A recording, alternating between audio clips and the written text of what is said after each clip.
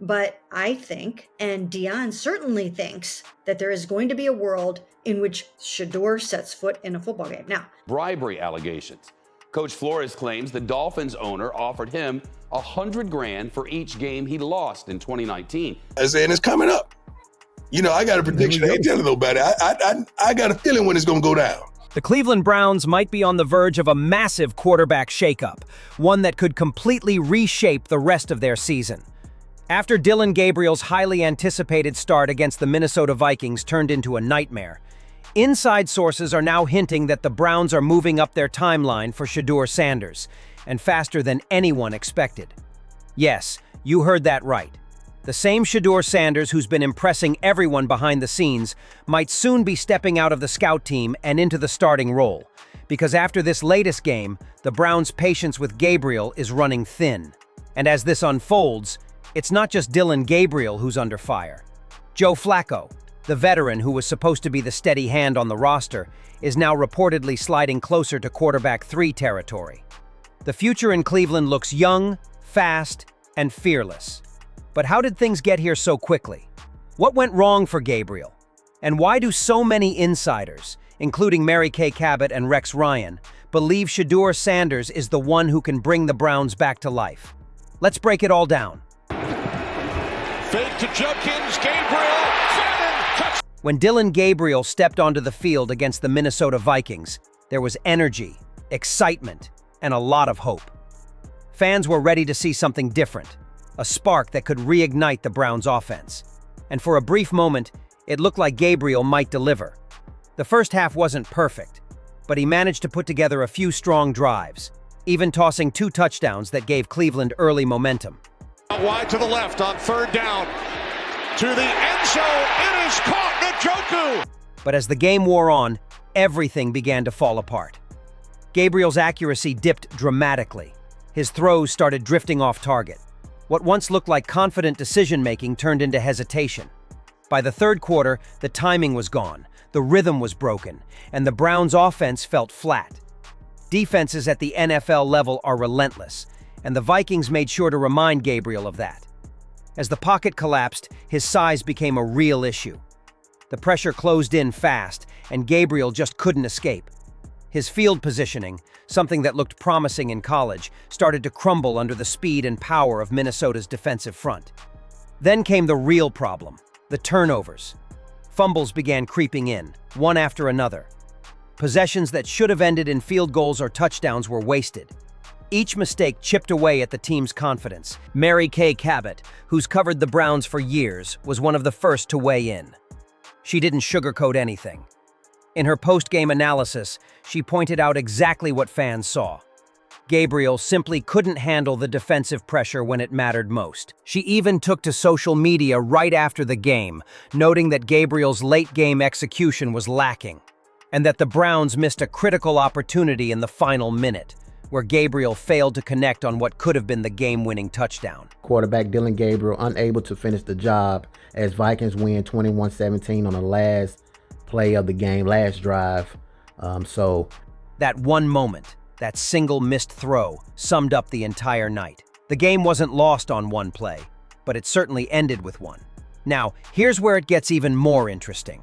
Before the game, Dillon Gabriel had been making headlines for his pre-game comments. He'd posted online about staying focused, tuning out the noise, and playing for the team.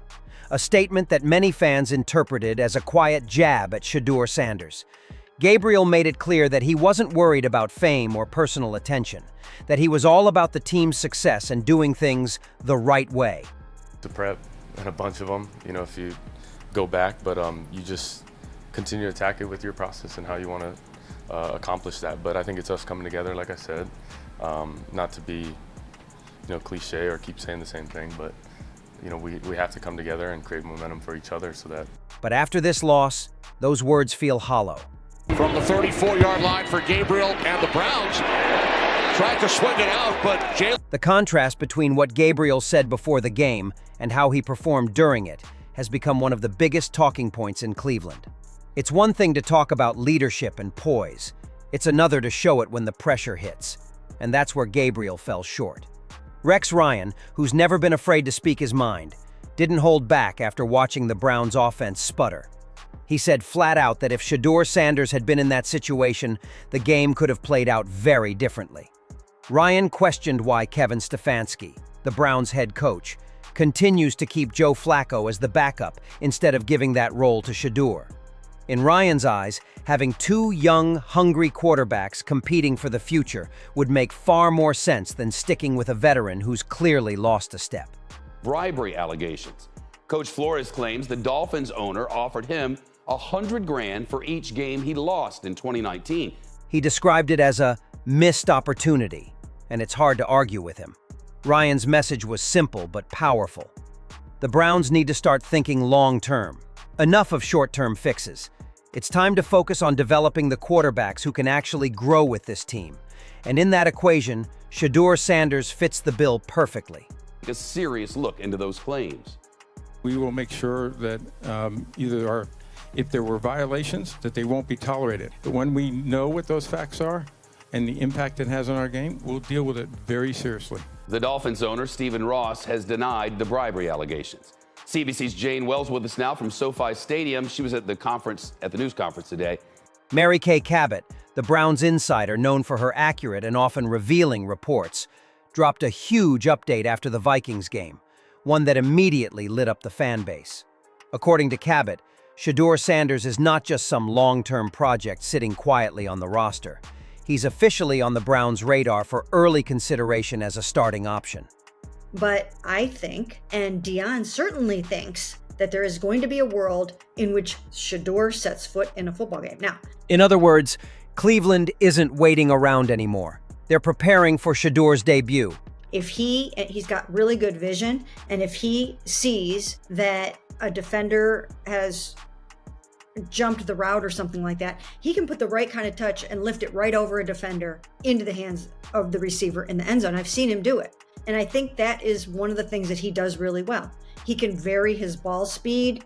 According to sources close to the team, Shedeur's growing influence isn't just showing up in practice. It's spreading throughout the locker room. Players have noticed his maturity, his calm confidence, and his willingness to put in extra hours studying film and perfecting timing with receivers. One insider even mentioned that Shedeur has been building strong chemistry with key offensive weapons, including the same receivers who struggled to connect with Gabriel during the Vikings game. That's not a coincidence. It's a sign that Shedeur is already positioning himself as a leader before even taking the field as QB1. And when you combine that with the visible frustration on the sideline during the Vikings loss, it's clear. The Browns are ready for something new. So, what happens next? The Browns' next few games will likely determine how fast this transition happens. If Gabriel continues to struggle, or if the offense fails to find rhythm, the door swings wide open for Shedeur Sanders. And once that door opens, it may never close again. With a strong defense backing him, a balanced run game, and a fan base hungry for hope, Shedeur could step into one of the most exciting rookie debuts we've seen in years. Remember, this isn't just about hype. It's about preparation meeting opportunity. Deion Sanders believes his son is ready.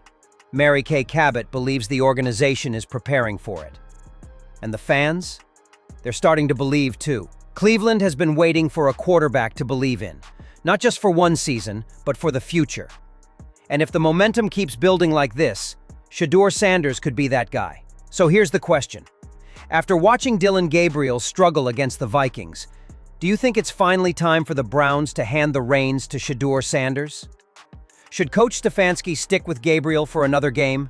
Or is it time to embrace the future right now? And where does that leave Joe Flacco? Is he destined to fall to QB3 as this new era begins? Drop your thoughts in the comments below. We want to hear from every Browns fan out there. Make sure to like this video, subscribe to the channel, and hit the notification bell so you don't miss any of our future updates on this developing story. Because one thing's for sure, change is coming to Cleveland, and Shedeur Sanders might be the one leading it.